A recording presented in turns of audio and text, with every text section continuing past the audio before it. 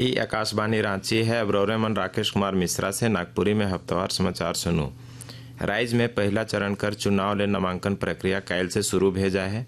पहला दिन 3 गो पर्चा दाखिल करल गेलक। पहला चरण में 13 नवंबर के 43 गो सीट मन में वोट डालल जाये। दोसर चरण में 38 गो सीट मन में 20 नवंबर के मतदान भई और मत मन कर गिनती 23 नवंबर के भई। बीजेपी झारखंड विधानसभा चुनाव आजसू जदयू और लोजपा कर संगे मिल के लड़े कर फैसला कई रहे। रांची में कल एनडीए घटक दल मनकर प्रेस वार्ता में सीट साझा करे कर फॉर्मूला कर घोषणा करल गेलक। भाजपा कर प्रदेश चुनाव सह प्रभारी हिमंता बिस्वा शर्मा पत्रकार मन के बतालें कि भाजपा 68 सीट मन में चुनाव लड़ी, जबकि आजसू पार्टी के 10 सीट देवल गेलक। जदयू कर कोटा में 2 और लोजपा रामविलास के 1 सीट देवल गेलक। हिने विधानसभा चुनाव ले सीट बंटवारा के लेके इंडिया गठबंधन कर सहयोगी दल मनकर मांझे बातचीत चलते ही है। अबरी जेएमएम, कांग्रेस, आरजेडी और वाम दल मिल के चुनाव लड़त हैं। इखे लेके बैठक मनकर दौर जारी है। कांग्रेस पार्टी कर केंद्रीय चुनाव समिति कर बैठक कल नई दिल्ली में बुलाल जाए है, जेकर में पार्टी प्रत्याशी मनकर सूची के आखिरी रूप देवल जाये। ई बैठक कर बादे प्रत्याशी मनकर सूची जारी कर देवल जाये। आजसू पार्टी कर उपाध्यक्ष उमाकांत रजक और जमुआ से भाजपा विधायक केदार हाजरा एक झामुमो में मिल जा हैं।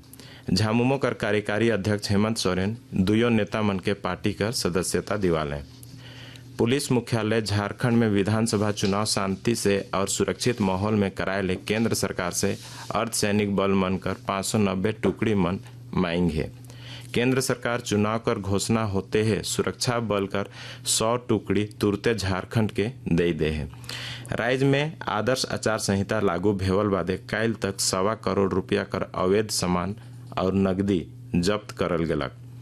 अपर मुख्य निर्वाचन पदाधिकारी डॉक्टर नेहा अरोड़ा बतालें कि सबसे बगरा पलामू जिला में 26,51,000 रुपया जब्त करल जाए है।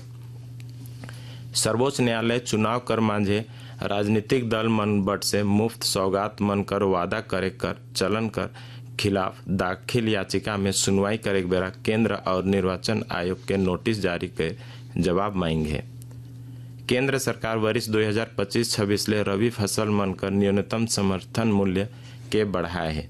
प्रधानमंत्री नरेंद्र मोदी कर अध्यक्षता में 16 अक्टूबर के नई दिल्ली में भेल केंद्रीय मंत्रिमंडल कर बैठक में ई निर्णय लेवल गेलक। सरकार केंद्रीय कर्मचारी मन और पेंशन भोगी मन कर महंगाई भत्ता में भी 3% बढ़ाकर निर्णय ले है।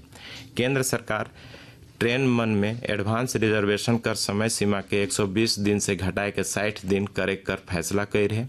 रेल मंत्रालय एगो सर्कुलर में कही है कि नवा नियम अगला महीना कर 1 तारीख से लागू भे।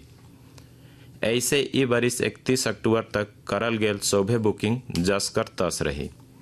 प्रधानमंत्री नरेंद्र मोदी प्रधानमंत्री गति शक्ति मास्टर प्लान कर 3 बरिस पूरा भेवल के सराहते हुए कहलें कि ई योजना से भारत कर आधारभूत ढांचा बदलत है और संपर्क भी बढ़त है, जेकर में विकसित भारत कर सपना साकार भेवत है।